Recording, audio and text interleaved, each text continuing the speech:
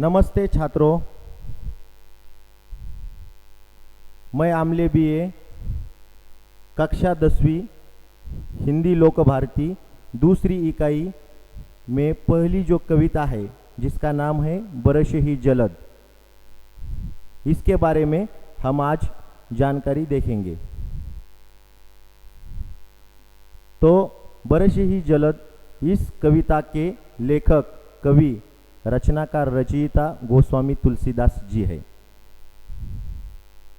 तो यह जो है बरस ही जलद, यह जो विधा है यह महाकाव्यांश से ली गई विधा है और इस विधा में सहनशीलता और प्रेरणात्मकता यह मूल्य सीखने हैं।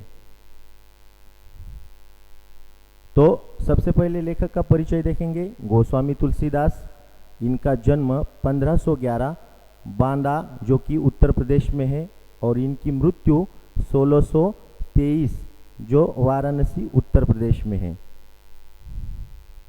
तो अब हम देखेंगे यह महाकाव्यांश पढ़ने का उद्देश्य क्या है। प्रस्तुत जो पद्यांश है गोस्वामी तुलसीदास रचित, यह रामचरितमानस महाकाव्य के किष्किंधा कांड से लिया गया है। यह पद्यांश चौपाई और दोहा इन दोनों से मिला हुआ है। ये छंद है। यहाँ गोस्वामी जी ने वर्षा ऋतु में होने वाले बदलाव परिवर्तनों का सुंदर एवं मनोहारी वर्णन किया है। उन्होंने वर्षा के साथ जो समाज की स्थिति है, समाज में जो विविध गुण है, दुर्गुण है, वह दर्शाने की कोशिश की है। यह महाकाव्यांश क्यों पढ़ना है? छात्रों को प्राचीन धर्म ग्रंथ जो है उनसे अवगत कराना है। छात्रों को बरसात के ऋतु के बारे में जानकारी देना है। छात्रों को स्वार्थी मित्र के दुष्परिणाम समझाना है। इस महाकाव्यांश से हमें क्या पढ़ना है? छात्रों को विद्वान व्यक्ति का महत्व बताना है। छात्रों को संतों के गुण आत्मसात करने के बारे में बताना। छात्रों को ईश्वर का महत्व बताना।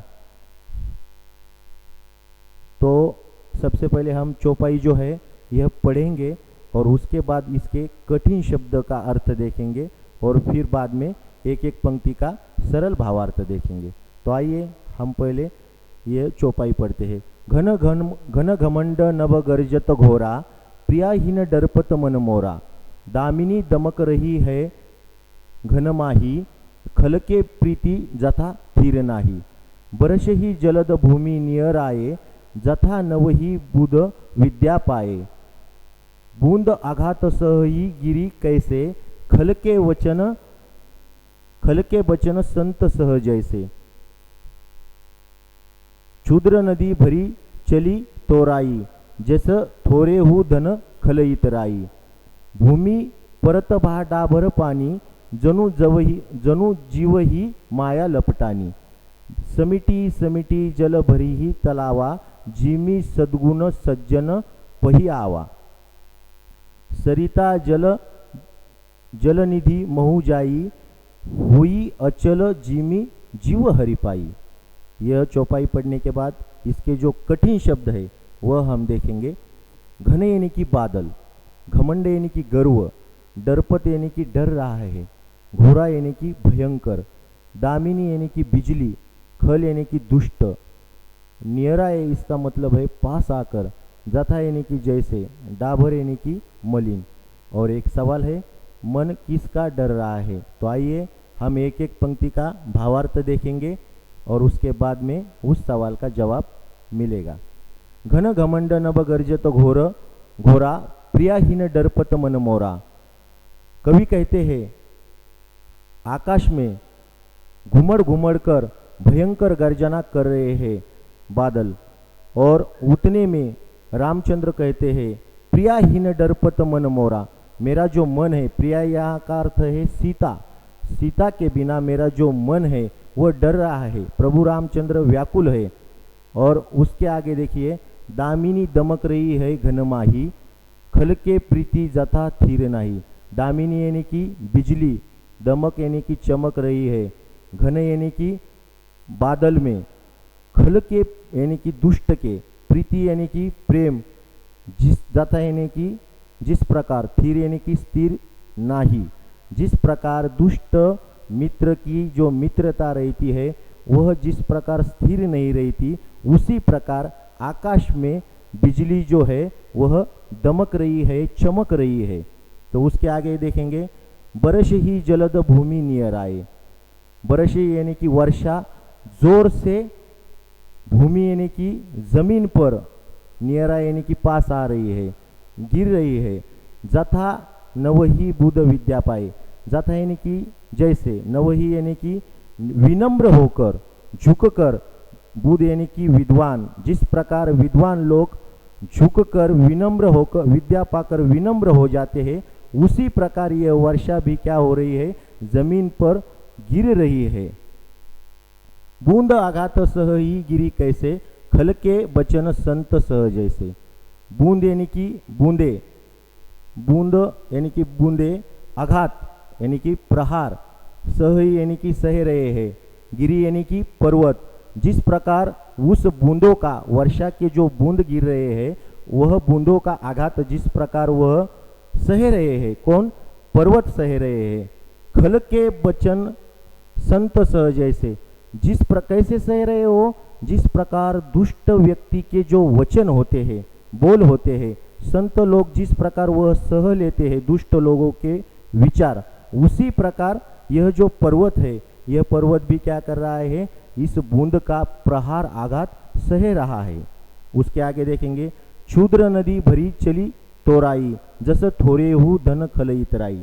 क्षुद्र यानी कि क्या, छोटी, छोटी नदी जिस प्रकार, तोराई यानी कि तोड़कर, छोटी नदी जिस प्रकार अपना किनारा जो है, बारिश होने के बाद, बारिश होने के बाद जो बाढ़ आती है नदियों को, और वह बाढ़ आने से वो नदी में जो पानी का प्रवाह रहता है वह ज़्यादा होने के बाद उसके जो किनारे होते हैं वह किनारों को तोड़कर बहती है।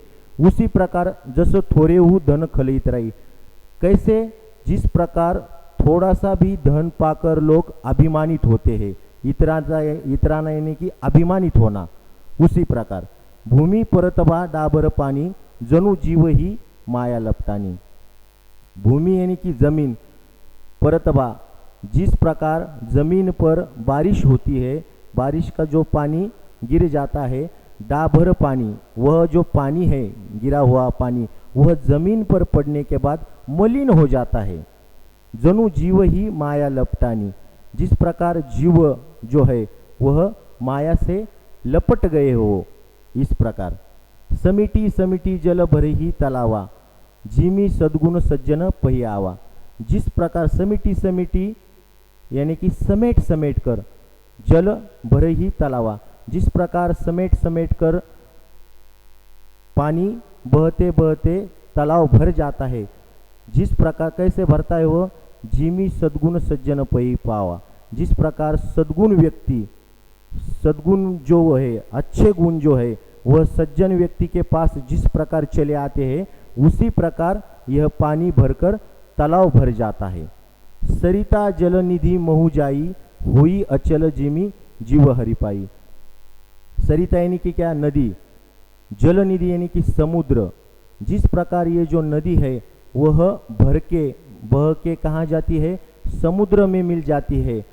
और किस प्रकार, जिस प्रकार होई अचल जिमी जीव हरि पाई, जिस प्रकार ये जो जीव है वह ईश्वर के पास चले जाने के बाद जिस प्रकार स्थिर होता है, उसी प्रकार यह नदी भी समुद्र से मिलने के बाद स्थिर हो जाती है।